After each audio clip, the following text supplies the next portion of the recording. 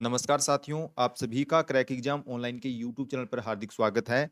आज की इस वीडियो में हम एग्रीकल्चर सुपरवाइजर का एग्जाम करने वाले हैं जो कि पेपर कोड 103 रहने वाला है। एग्रीकल्चर सुपरवाइजर का ये पेपर था। इसमें हम देखेंगे कि किस प्रकार के क्वेश्चन आगामी एग्जाम में पूछे जा सकते हैं, किस प्रकार इंपॉर्टेंट रहेगा। आप ये मान के चलिए प्रीवियस ईयर एग्जाम से आपके लगभग टॉपिक क्लियर हो जाएंगे कि आपको ये भी अनुमान हो जाएगा कि एग्जामिनर किस प्रकार के क्वेश्चन पूछता है। आज के हमारे फर्स्ट क्वेश्चन पे हम चलते हैं। ये रहा साथियों आपका आज का फर्स्ट क्वेश्चन। आपसे पूछना चाहता है राजस्थान में प्रमुख मक्का उत्पादक जिले कौन-कौन से हैं? प्रमुख मक्का उत्पादक जिले आपसे पूछना चाहता है। तो इससे आप एक चीज़ का अंदाज़ा लगा सकते हो कि जैसे ये गंगानगर हनुमानगढ़ आ रहा है वो आप कट कर दो यहाँ से। उसको क्या है आप यहाँ पर कट कर सकते हो। सवाई माधोपुर करौली वाला क्षेत्र उसको आप कट कर सकते हो, नहीं होगा।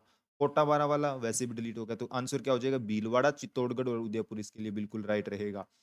भीलवाड़ा, चित्तौड़गढ़, उदयपुर आपका जो है प्रमुख मक्का उत्पादक क्षेत्र के तहत आते हैं। प्रमुख मक्का उत्पादक हो जाएँगे। चीज़ें ध्यान रखते हुए चलेंगे साथियों। नेक्स्ट पे हम चलते हैं। राजस्थान का पहला आपसे पूछा गया है स्पाइस मसाला पार्क स्थापित किया गया था। कौन-सा पूछा गया है? पहला पूछा गया है स्पाइस यानी मसाला पार्क आपसे पूछना चाहता है, वो भी पहला। इसके लिए हमारा राइट रहेगा जोधपुर के अंदर। पहला तो कहाँ पे खोला गया है? जोधपुर के अंदर खोला गया है यानी डी ऑप्शन बिल्कुल यहाँ पर राइट हो जाएगा साथियों। नेक्स्ट क्वेश्चन हमारा देखते हैं। हाल ही में राजस्थान के किस वन्यजीव अभयारण्य को राज्य का चौथा बाघ संरक्षित क्षेत्र अनुमोदित, यानी ये थोड़ा प्रीवियस ईयर एग्जाम लगा रहे हैं तो थोड़ा पहले हुआ था।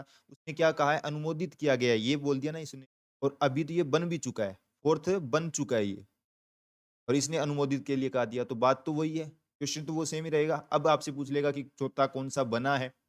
ध्यान रखना है आपको। रामगढ़ विजदारी, ये क्वेश्चन तो लगभग सभी को आता ही होगा। रामगढ़ विजदारी इसके लिए क्या है? बिल्कुल राइट हो जाएगा। बी नंबर ऑप्शन बिल्कुल राइट यहाँ पर रहने वाला है साथियों। हल्दी घाटी का युद्ध आपसे पूछना चाहता है। हल्दी घाटी का युद्ध कब लड़ा गया?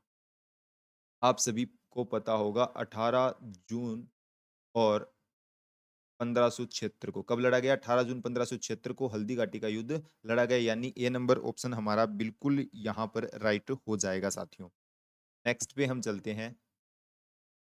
नेक्स्ट है वर्टिशोल मृदा पूछा गया है किन जिलों के अंदर हमको। वर्टिशोल यानी ये आपसे पूछना चाहता है काली मिट्टी के बारे में। कौन सी मिट्टी पूछ रहा है? काली मिट्टी पूछ रहा है। काली मिट्टी अब आप अनुमान लगा पा रहे होंगे कि कहाँ पर होती है। काली मिट्टी का नाम आते ही आप कहाँ जाओगे?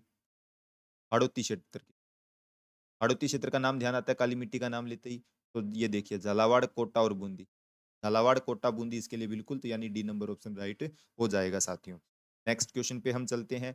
साथियों मैं आपको यहाँ पर एक चीज़ बताना चाहता हूँ। अब हम जो नेक्स्ट एक मैराथन वीडियो आपके लिए लेके आएँगे, मैराथन एक वीडियो ऐसा लेकर आएँगे आपके लिए, उसमें क्या करेंगे हम पेपर कोड 101 से लेकर, यानी अभी तक जो आरएसएसएम ने पूछ लिया ना 145 के आसपास जितने भी एग्ज़ाम हुए हैं, जो कि 2021 से लेकर 23 में सभी का एक साथ आपको जो है क्वेश्चन, सभी किस प्रकार के क्वेश्चन पूछे हैं वो डिस्कस कर लेंगे। प्लस आपको 2023 के अलग से एक मैराथन वीडियो मिल जाएगा साथियों।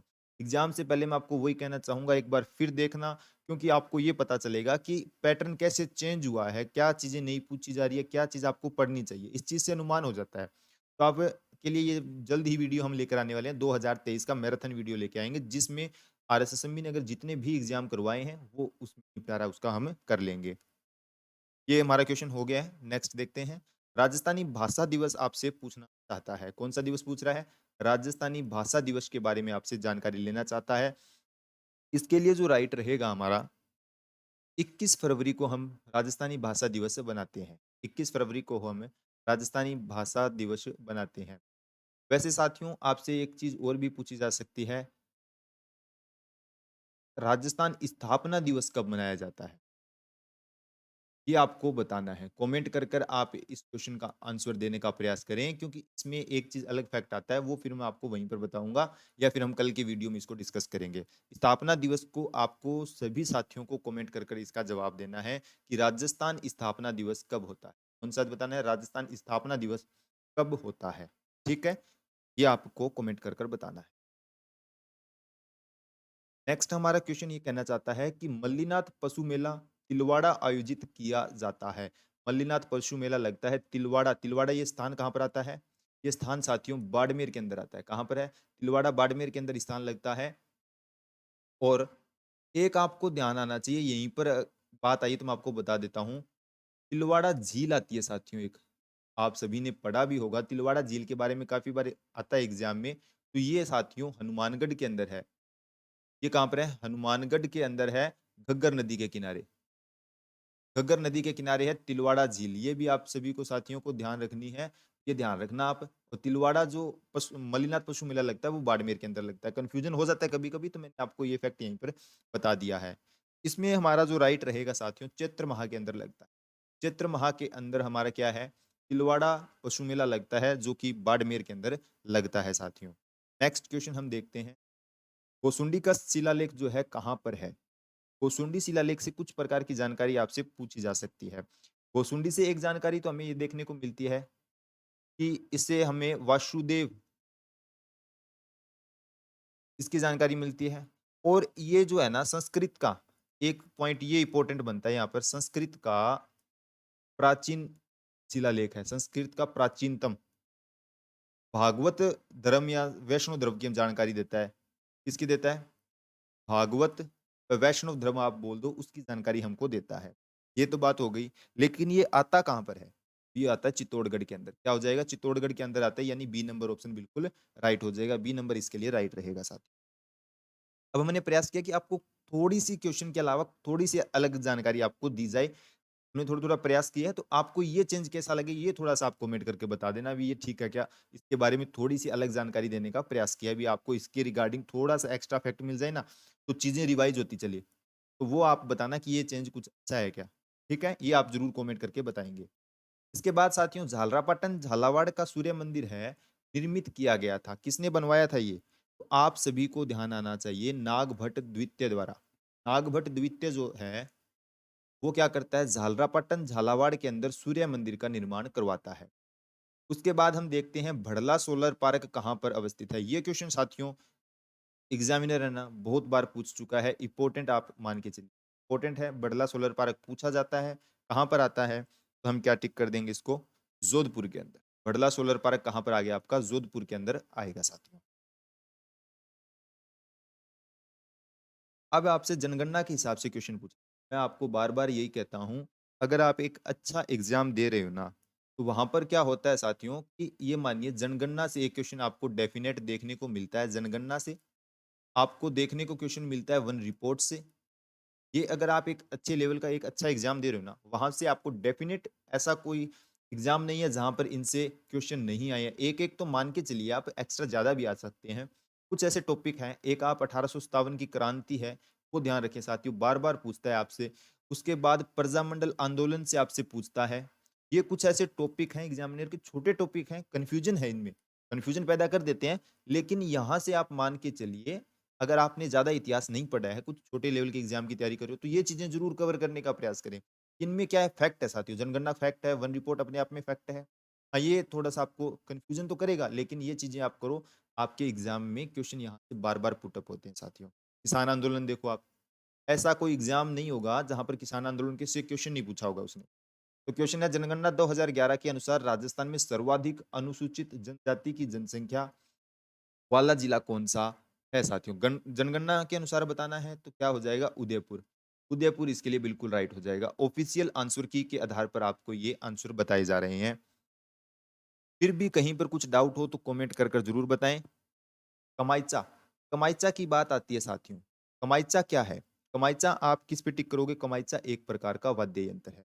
कमाइचा बहुत बार एग्ज़ाम में आता है। कमाइचा ये मानिए कुछ फेवरेट एग्ज़ामिनर है ना बार-बार इन्हीं चीज़ों को पूछता है क्योंकि ये चीज़ें ऐसी हैं कि कन्फ्यूज़न होती है इनमें। कमाइचा वाद्य यंत्र है, इस पे आप टिक कर देंगे। नेक्स्ट हम चलते हैं। रावण हत्ता किस प्रकार का वाद्य यंत्र है? अभी रावण हत्ता देख लिए।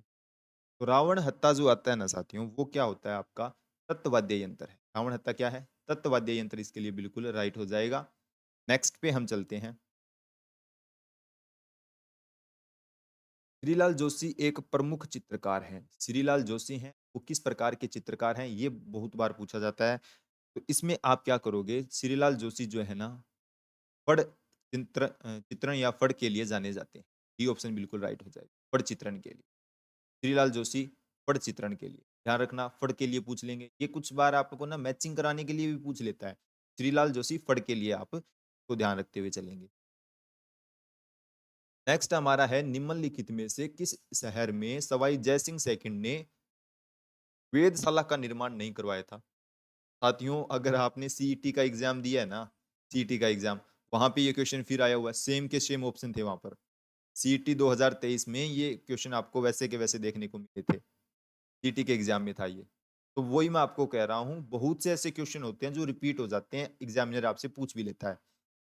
तो मैं आपको यही कहूंगा, आप एग्जाम से पहले प्रीवियस ईयर एग्जाम के क्वेश्चन जरूर हल करें। वो आप कैसे कर रहे हो वो आपकी इच्छा है, पीडीएफ से कीजिए, वीडियो से कीजिए, वो आपकी इच्छा है किस प्रकार करें आप। लेकिन मैं आपको यही कहूंगा कहीं से भी करो, कोई बुक आपके पास है तो उससे करो, लेकिन प्रीवियस ईयर एग्जाम सॉल्यूशन जरूर करें।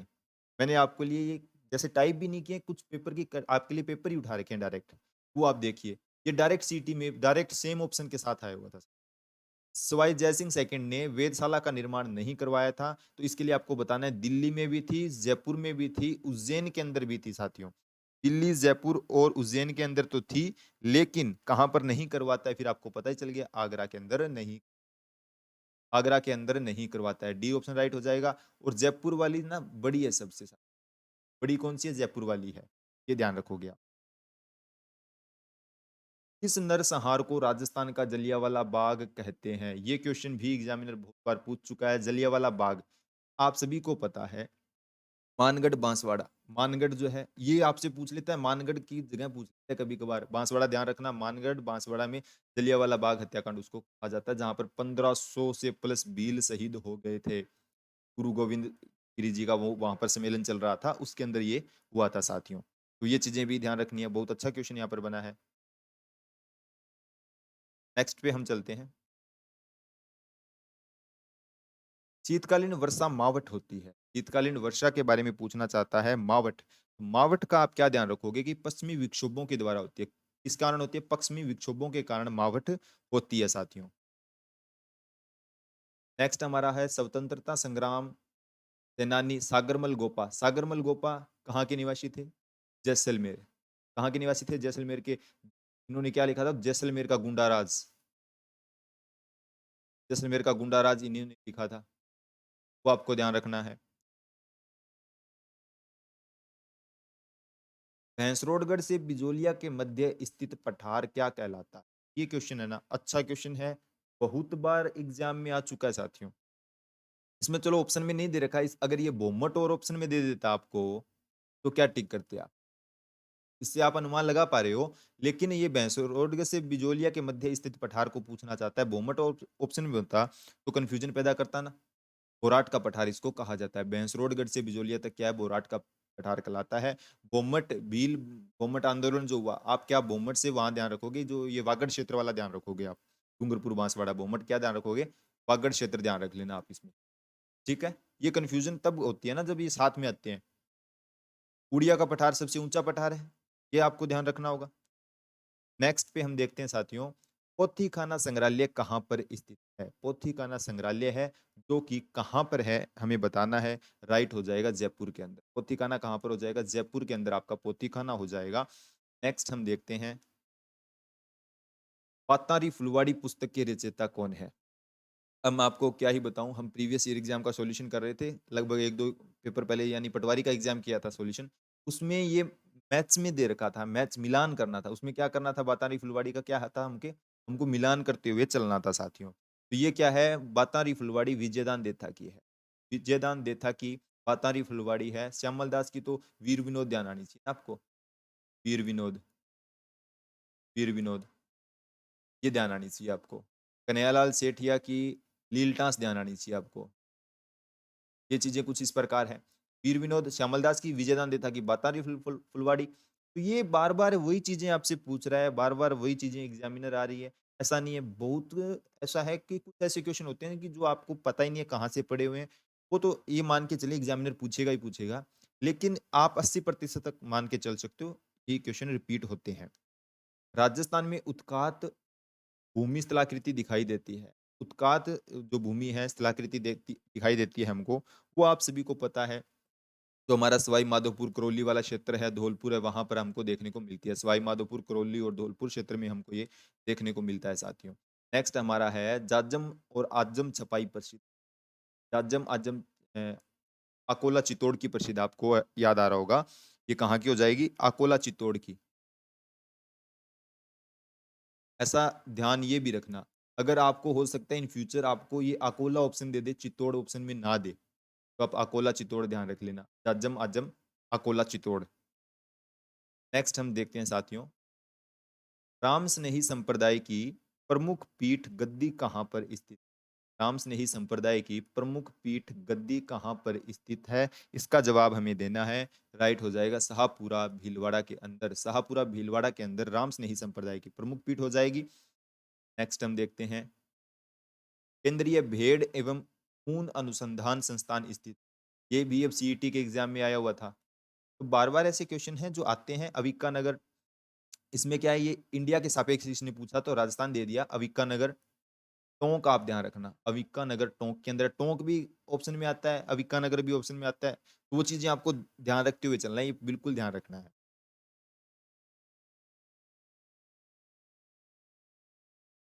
नेक्स्ट हमारा है साथियों, निम्न में से भेड़ की किस नस्ल को राजस्थान की मेरिनो भी कहा जाता है? भेड़ की नस्ल है और जिसे राजस्थान की मेरिनो कहा जाता है साथियों। तो इसके लिए आप क्या टिक कर दोगे? चोकला, चोकला नस्ल को, चोकला नस्ल को कहा जाता है राजस्थान की मेरिनो। ये ध्यान रखना आपको। वीडियो कैसा लगा कमेंट कर कर जरूर बताएं। अगर कुछ सुझाव आपके हैं तो वो भी आप हमें कमेंट कर कर बता सकते हो, ताकि इन चेंज करें। आज की वीडियो में हमने थोड़ा सा एक्सप्लेन करने का प्रयास किया था। तो अगर आपको ये अच्छा लगता है तो और अच्छे लेवल से इसको एक्सप्लेन किया जा सकता है। अगर आपको ये सही लगता है भी एक्सप्लेन थोड़ा किया जाए, ऑप्शंस को और किया जाए, तो उसमें एक्स्ट्रा जानकारी आपको मिल जाएगी। एक साथ उस क्वेश्चन का पूरा वो हमें पता चल जाएगा, 360 उसका हम सॉल्यूशन कर लेंगे। ज़्यादा टाइम उसमें हम आपका नहीं लेंगे, ज़्यादा टाइम से फिर आपको वही है ना, बोरिंग लगेगा भी, क्या ये चीज़ें क्या करवा रहे हो। तो उसमें आपके ज़्यादा मैक्सिमम नंबर ऑफ क्वेश्चन भी होनी चाहिए, मैक्सिमम क्वेश्चन करने का प्रयास करेंगे हम एक वीडियो के अंदर।